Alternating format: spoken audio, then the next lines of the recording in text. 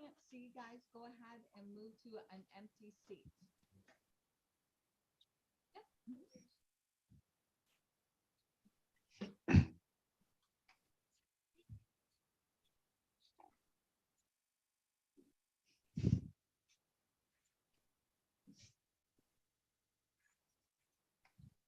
All right, awesome.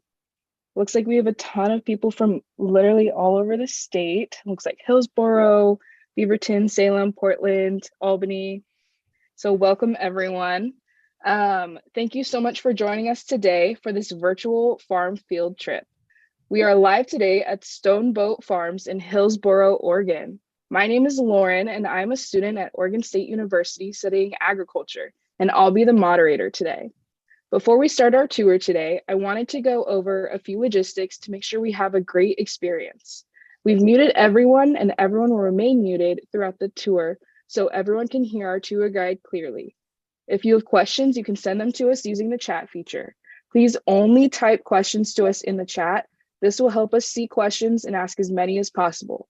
It is now my pleasure to introduce our host and tour guide for today's virtual field trip, Aaron Nichols. Hello, everyone. My name's Aaron Nichols. This is Stoneboat Farm. I'm so excited that all of you can be here kind of with us today. When Casey told me that we were going to be doing this in November, I was not expecting to be wearing a sweatshirt. I was expecting to be wearing a lot of rain gear.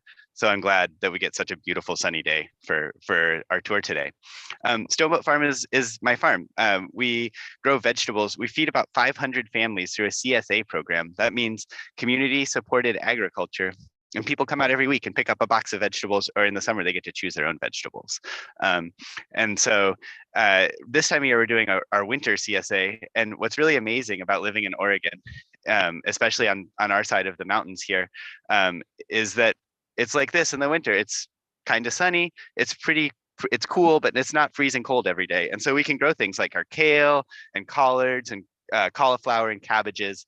And we have vegetables all through the winter. And it's really an exciting part of living here. I used to farm in upstate New York and it was covered in snow and you couldn't harvest your kale. So that's one really exciting thing about where we live. So my farm, like I said, we have about 500 people who we feed every week, plus we do some farmers markets. So it's not just me. There's 10 other folks who work on this vegetable farm. We have 4 tractors and 3 dogs who help out. You'll probably see the dogs. So that's the basics of our farm. We grow vegetables and we sell them to people who come out every week. A lot of people I've seen every week for 8 years now coming to get their vegetables. Behind me, you can see one of our big brassica fields here. This is mostly kale and collards. So we pick them like this and make a bunch so we can sell it at the market, or we can put it in our CSA boxes. So that's what we're seeing here. There's all sorts of vegetables up and down the farm. Our farm's about 30 acres. So it goes way down the road here. And then we're kind of at the other end of it. We're going to work our way up. And I'm going to show you some fields where we're growing not vegetables and not something we sell, but a cover crop. So maybe we can talk about that on the way up. Cool. Yeah. Come with me. If anyone has questions and you want to ask them while we're walking, that would be a great time to ask them. You can type them into the chat box there. So we have a question about, For sure. Do people pay for the vegetables? Yeah, people pay for the vegetables. That's how I make a living. It's my job, and the 9 other folks who work here, that's their job too. They get paid every 2 weeks, just like everyone else. So we get our paychecks because people buy vegetables. If people can't afford the vegetables, though, we do have a program where people who've been in the CSA and have some extra money pitch in extra money, and then that money helps pay for people who can't afford the full cost of the vegetables. So that way everybody can join. Gotcha. And do you grow the same kind of vegetables all year long? Oh, what a great question. We don't. We grow different ones. If we look right behind us here, you can see these are our pepper plants, but they don't look so good right now, huh? They're all done with peppers. They've frozen. So once it freezes, a lot of things like peppers and tomatoes they're done. Those are pepper leaves that have been totally frozen out. So today we're actually getting ready to till this pepper crop in because it's all dead. And so tomatoes and peppers and eggplants and all those things we grow in the summer when it's nice and hot, and those plants love to grow in those temperatures. Watermelons, cucumbers, all that sort of stuff. In the winter, we grow our brassica greens like kales and broccolis and that sort of stuff. We grow salads. You can see some of them under our little mini greenhouses here. So this one blew off. It was really windy here yesterday, so some of our greenhouses blew off. But see, our salad greens grow as long as we keep them kind of covered all winter. And then we grow a lot of roots, but those roots, they actually grow in the summer. They just store really, really well. So I rent a really big refrigerator, and I put all those vegetables in there, and then I can distribute potatoes and rutabagas and carrots and beets and all that sort of stuff all winter, even though I can't really grow them in the winter. Although some of those still do grow in the winter. We have a couple of those out there still. What a great question. Another question we got is, what's the biggest type of vegetable you grow? Could you say that one more time? What's the biggest type of vegetable that you grow? Oh, the biggest, yeah, we grow more salad than anything else. In our CSA, the salad is free. You get as much as you want each week. And so that means we need a lot of it. And then it's also very popular at the market. So we grow lots and lots of salad. The biggest the biggest single vegetable we grow are probably watermelons. So we've had some 30-pound watermelons before. So they get pretty big. Those you have to feel strong on the days. It's the days to harvest the watermelons. Cool. Another one is, what are the dogs' names? That's a great question. The little dog who is still back, she's digging a hole trying to catch a vole. Her name is Millie. She might come running up to us in a little bit. And then the one with the black spot is Rukla, and the one who just woke up there is Inoki. Their job is chasing deer off the farm. They're supposed to chase coyotes too, but they're pretty sure the coyotes are their friends, and so they just play with them instead of chasing them around. Cool. Let's see. So right here, we're coming to a different kind of crop that we grow. We grow a lot of this in the winter here. And I'm going to stand out in it so you can see it a little bit. And this crop, we're not going to sell to anyone. We're not going to harvest it. We're just in the spring, it's probably going to be taller than me. In fact, my son, who's about almost 8 now, he likes to play cover crop hide and seek with me, where we run around and we lie down and hide in the cover crop, and then the other person has to go find them. It's pretty fun, but sometimes the dogs play too, and they're really good at it. They always find us. But this crop, we're not going to sell it. We're not going to harvest it at all. What we're going to do is, once it's really big, we're going to till it back into the soil. We're going to use our tractors to mow it all down, and then put it back into the soil with our like a plow, a spader is what we use. And the reason we're doing that there's a lot of reasons. One is that all the nutrients that I put down to grow really good crops this year, I put down special rock dusts that are all ground up, that have different nutrients in them, that nutrients the plants need and also our bodies need to make healthy plants make healthy bodies. So those can get washed away in the winter if there's any extra. So the cover crop catches them. It pulls it up into the leaves of the cover crop. So now all those rock dusts are making this cover crop grow strong. And when we till it back in, it'll go there. If it just sat in the dirt all winter, then the water would leach it out. It would get stuck in the water and run off into the creek where it doesn't belong. So that's one reason. Another reason is it takes carbon out of the air. The amazing thing about plants is they're almost all made out of air. They pull that carbon right out of the air from carbon dioxide, and they put it in their roots and in their bodies, their leaves, and then that carbon helps us grow the next round of plants. And so we put that in, and it grows plants for us. And then another reason is just it keeps the soil from eroding away and keeps the soil it's alive. It's so full of micronutrients. If I picked up one handful of soil like this, it would have more microorganisms than there are people in the world. There's almost 8 billion people in the world, but there's more than that microorganisms in just a handful of soil. But those things need to be alive. They need something to eat, and what they eat are often things that the plants pull out of the air. So the plants kind of trade with those microorganisms to get nutrients they need, and so the microorganisms need the plants need the microorganisms. So we want to keep things growing all year long as much as we can. So if we're not growing a crop that we're going to sell, we grow a cover crop like this. It's something I'm really proud of on our farm, that we're able to do all that. Oh, and you know what? One more reason I almost forgot. is that this vetch here and clovers and other things like that, they actually grow fertilizer. There's a fertilizer that all plants need called nitrogen that there's a lot of different ways people can make it. You can get it from compost and stuff, or you can grow it. And the vetch can take nitrogen right out of the air and put it into the ground. It uses it to grow for itself, but then when we till it back in, that nitrogen is there for the next crop. And it takes for humans to take nitrogen out of the air, we have to put it in a big box and make it really high pressure and super high heat. But the vetch can do it at just normal temperatures and normal and even cold, even in the winter like this, which humans can't do. It's got a trick we don't have. It's pretty amazing. That's what I've got about cover crops. But if there's questions, I'd be happy to answer them as we kind of work our way up and talk about some more vegetables and look at what a CSA share looks like today. Yeah, of course. So greenhouse? We do have a ton of questions that came in. Oh, wonderful. Cool. So I'm going to start with, how do you water all those plants? Oh, that's such a good question. This time of year, I get to water it for free. The rain comes down and waters it. But for most of the year, we have a couple of different ways. We have a big pump first that pulls all the water out of the ground.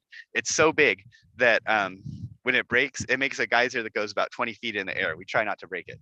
But it pumps out 400 gallons of water every minute. So that's a lot of water. We don't put 400 gallons a minute on any specific spot. We use sprinklers to sprinkle things like cover crop that are out there. And then inside of the rows here, this used to be a watermelon row. We haven't cleaned it up yet. There's this stuff, which is drip tape. So this lets out one little drip every 8 inches. So lets out one little drip. And then it just keeps doing that for as long as I have it on. In about 5 hours, it's about the same as if it rained 1 inch there. So we let them go for about 5 hours a week. And unless it's really hot, that's enough for most crops. Behind me, you can see our big greenhouses. The back greenhouse had sweet potatoes in it, and this one has salad for the winter in it. So that's nice. One of our tricks for farming in the winter. If there's more questions, I'd be happy to answer them as we're working our way. You can a lot of cover crop behind me here. How long have you been running this farm, and how many crops do you grow? How long have I been running the farm, and how many crops do I grow? Yes. Great. We've owned this land for 8 years. It's a couple months older than my son. This farm. We did have our own farm one year before that on land. So it's long we've been here. Before we got here, it was a nursery farm, so it grew trees and stuff. But it had been abandoned, and it was full of weeds, and the ground was very, very, very hard. We had to hire our neighbor who has a huge tractor to come break it up just so our little tractors could work on it. It was a hard thing to start with. And since then, it's been growing the cover crops. And the cover crops are what do most of the work for us of making the soil more easier to work and grow better crops. And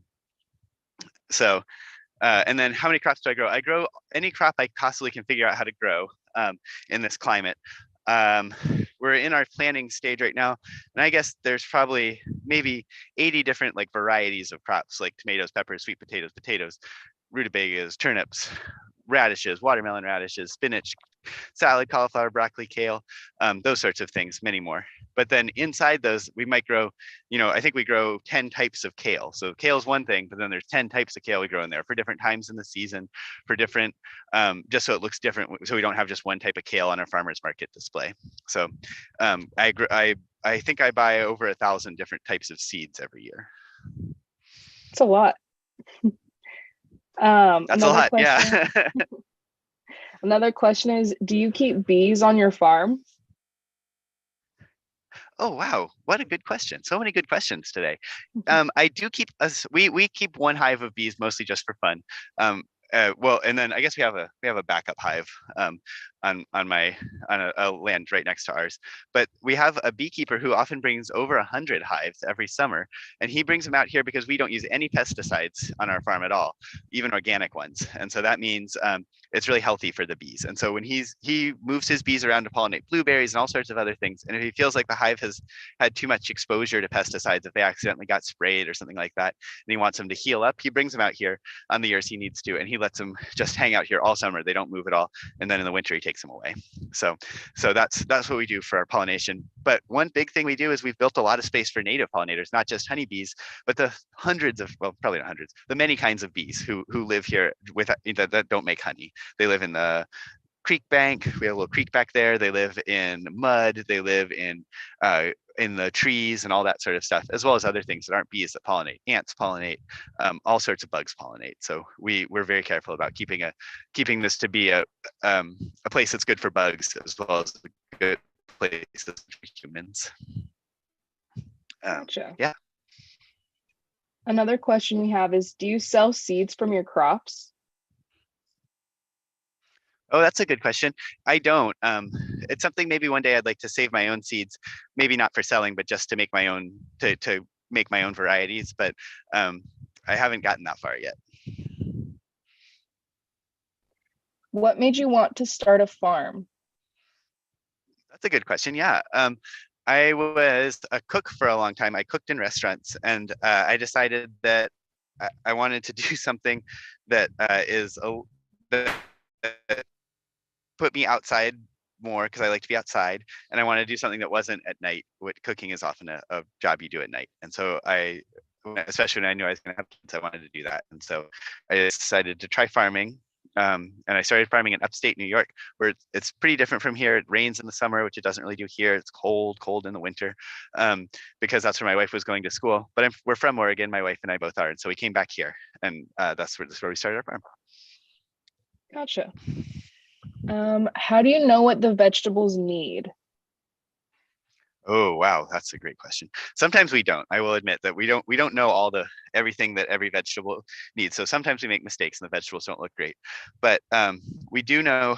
You can look up OSU and other places publish what nutrients they need, and so that's how we test our soil, and we send in little bits of soil to a lab, and they tell us what chemicals are in there. So they can tell us how much nitrogen and potassium and phosphorus and that sort of stuff that all the plants need are in there. And then if it's not enough, we can add a little bit more. Some things like nitrogen, the plants they use them to make their bodies. And so if we sell part of the plant, if we sell the tomato or we sell the cabbage or something, we know that nitrogen and that potassium and that phosphorus is leaving. And so we know we need to replace it when we come back. And there's a lot of things called micronutrients that they don't need very much of, but if they don't have them, they won't grow. And some of those get washed out of the soil no matter what we do every year. And some of them we test and we just add if we need them. And then we have to go find what kind of rock has that in it. So we found that like silica basalt from Eastern Oregon often has silica in it. And so we bought powdered basalt to put in the fields when we were low on silica. So that's kind of how we do it. But they need other things too, of course. We know they need water. They need sunlight, which we can't really control. They need to stay warm. So at least some of them need to stay warm. They need to have the weeds cleaned out of them. So a lot of what my job is just different plants need. Important for us to go out and weed the crops, or is it more important to go get the beds ready for the next crops? So that's a lot of what I do, and I wish I knew exactly how we can make the best choices for that. But so the name of my farm is Stone. I've got to tell you where that comes from. Once when we first started, and for the first 8 years, we is a farm that did the plowing. So they actually did. They would help us make the beds. They would help us do the weeding, and they got the soil ready to plant most of the cover crops. And so a Stoneboat, which the name of my farm is Stoneboat, is an old implement. It's like a sled, and people would push stones onto it to get them out of their fields. I kind of think of it like a pickup truck. It was like a pickup truck before we had engines. You could put anything on the back of that sled you wanted to move it around. We'd move fertilizer or crops or whatever we needed around on the sled behind the horses. So that's the name of our farm. Nice. Are there any crops that you don't like growing? Yeah, that's a really good question. The crops we don't like growing are ones that are either hard to pick or very time consuming to pick. So we do grow some strawberries, but we just grow them for our CSA members to pick for themselves. And that's because we don't like having to bend over to pick them. And it's hard on everybody's back.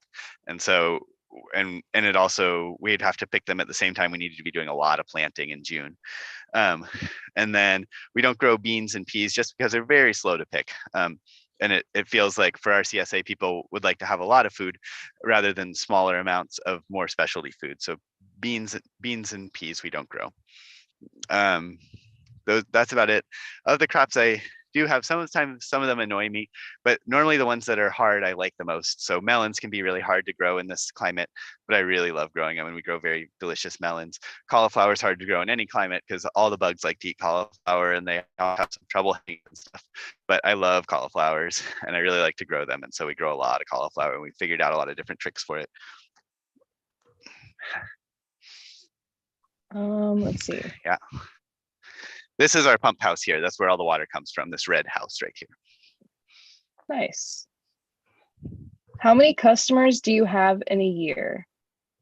Yeah, in the summers, I have 500 families who come and pick up vegetables every week. I also have many people, many hundreds who come to us at the market, but those aren't necessarily the same people each week. Those might be different people. Whoever's coming to the farmer's market that week is who comes for those. In the winters, we don't have quite as many people in our CSA because we don't grow quite as many vegetables, and not quite as many people want only the winter vegetables. Because we can't grow tomatoes and that sort of stuff in the winter. But we still have, this winter, I think I have 280 people in my CSA. Or families in my CSA. So that's how many come and pick up. It's kind of amazing to me that 10 people more or less working full time can make vegetables for that many people all year round. I think it's pretty cool. So you have 10 employees then? Yeah, exactly. I have 10 people. I think counting me, there's 10 full-time people. Cool. Let's see.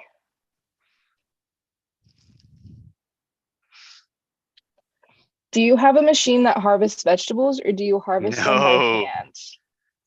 Yeah, that's a great question. Boy, do I wish we did. We have machines that dig up vegetables, so we don't have to dig up all the carrots. They get we use a big bar that lifts them out of the soil. We have a machine that actually digs and shakes the dirt off the potatoes, so that helps. But we have no machine that harvests. Almost every single vegetable is harvested by hand, either entirely by hand, where we walk out into the field and cut it and put it in a bin and bring it in and wash it, or partially by hand, like the potatoes, where we have to open. And that means that most of what we do, the majority of the work on the farm, is harvesting work, like picking vegetables, because most of the other stuff we can do with tractors, getting things ready. Gotcha.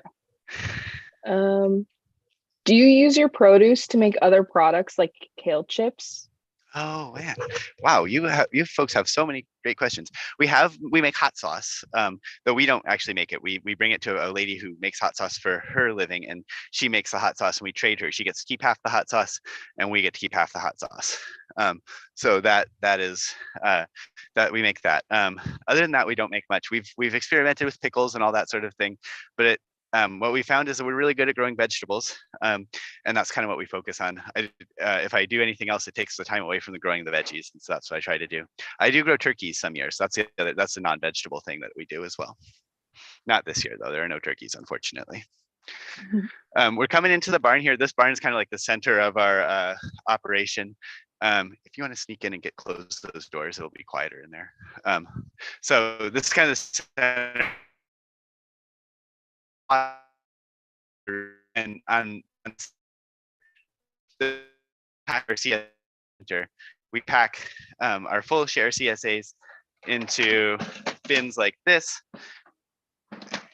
and we slide them down rollers like this. We have 4 of these rollers set up, and there's 4 people, and somebody packs in the onions and potatoes and beets maybe, and then someone else puts the rutabagas and celery root and squash in, and then someone puts the greens in, and someone puts the salads in and loads them up into the truck.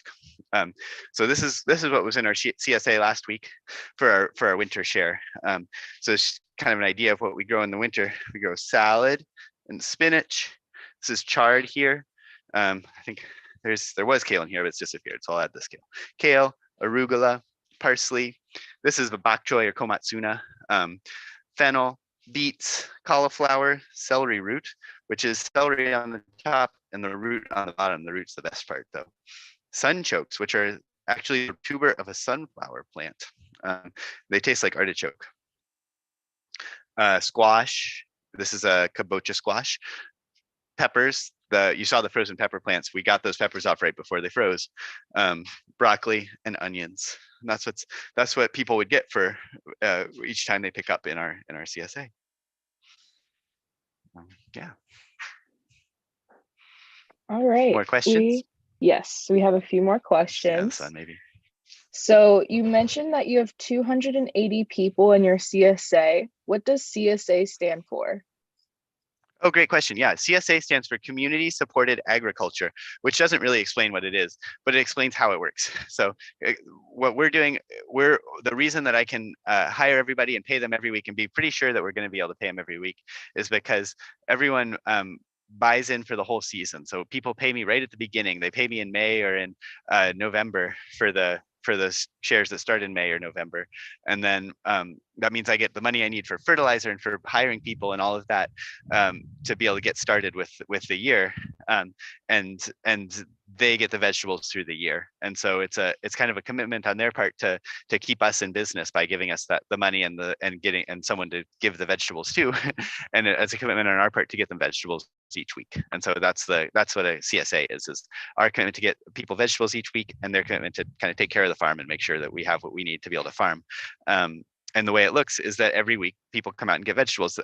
Sometimes in the winters they're packed in a box. In the summer it looks like a farmer's market, and they get to choose their vegetables each week. We also have, because we're a pretty big CSA and we've got lots of friends who make other cool products, we have people who make kombucha and bread and all sorts of people who fish or milk, have milk cows or meat or that sort of stuff, honey, and they come out and they sell at our CSA too. So people can get almost all their food for the week at the CSA sometimes. Cool. What vegetables do the deer go after the most on your farm? That is a great question. The deer this used to be a place where a lot of elk and deer came through, and if they do get in, they really like chicories and salad. It's really probably their favorite. But since we've had the big dogs who are very active at night, they sleep a lot in the day, but at night they run around and bark. We have not had either come in. It's very hard to fence deer. They can jump 8 feet high. It's not so hard to fence dogs. So we've figured it was easier to fence the dogs and let them keep the deer out. Gotcha. And how big is your farm? My farm is 30 acres. We actually only grow vegetables on maybe 15 or so each year. And of those 15, I'd say about 2 or 3 we keep in cover crop. We never actually grow a cash crop in, so that we're trying to make that land better for the next year. Do you grow herbs like cilantro? Oh yeah, great question. Yeah, I do. I grow cilantro and parsley, and those ones are annual crops, so you have to plant them every year. And in fact, cilantro you have to plant every few weeks in the summer. And the one we planted in August is still around, so we're still harvesting that. And then the other ones are perennial crops, which means they're there all the time. We just have to not pick too much of them so that they can make more. So we've got rosemary and thyme and oregano and that sort of stuff. And those we often put in our winter CSAs, but less often in our summer CSAs. Cool. Do you have any part-time workers? Yeah, I do. Yeah, I guess that's true. Of the 10 people, some work part-time. And it varies a little bit. It's not always the exact same people who work every week or every year, but a lot of people have been with us for a really long time, all 8 years for some of them. And so we have a couple of people who are really steady, and then we have people, sometimes 2 people will kind of share a job where someone will work 2 days, someone will work 3. So yeah. Nice. Okay. And let's see. How much are the vegetable boxes? This might be our last question. How much do they pay for each one, and how big are they? Each box? Yeah, that's a great question. Sure. So I have whole shares and half shares. They pick up in the summer, they pick up 24 weeks. In the winter, they pick up 20 weeks. So one of those boxes, the one that I showed you, that's for 2 weeks basically. And the whole shares, people pay $815 for the season for it. So that's about $80 for a box of vegetables is what it comes out to. If you buy that same thing at the farmer's market, it usually comes out to about $90-ish. And so it's a bit of a deal to be a part of the CSA because they're helping us out, they're supporting us. So we want to make sure that they're getting a good deal. Cool. And our last question is, what do you like most about farming? Oh, what a kind question. There's so many things I like about farming. It's a really good job for me. I like to be outside, which is really enjoyable. And I think what I like most maybe is the community of it. I like the community of the people who work here and have worked with me for many years. And some of them leave to go start their own farms. Some of them have just kept working here. Some of them, call me up later and we talk about farming. I love the community of the people who buy vegetables from me. They come out right to my farm, and some of them I have known. They've been here almost every week for 8 years, which is way more than I see any of my friends. So it's really nice to have people who do that. I've seen people's kids, from when they were little babies, grow up to be 8 or 9 or teenagers or whatever. And so I really like that. I like being a part of the farm growing the vegetables and a part of the community getting the vegetables. Nice. I also really like doing farm tours. I forgot to say that. All right. Well, thank you, Aaron. We have reached the end of our time for the virtual field trip. Please help me thank Aaron for teaching us all that goes into a successful CSA that provides nutritious veggies to hundreds of families in the area. Thank you, students, for joining us. Thank you, students, for joining us, and we hope you have a great rest of your day. You say Bye. thank you. Thank you. We really appreciate it. You all have a wonderful day at school today. Yeah, take care. Bye.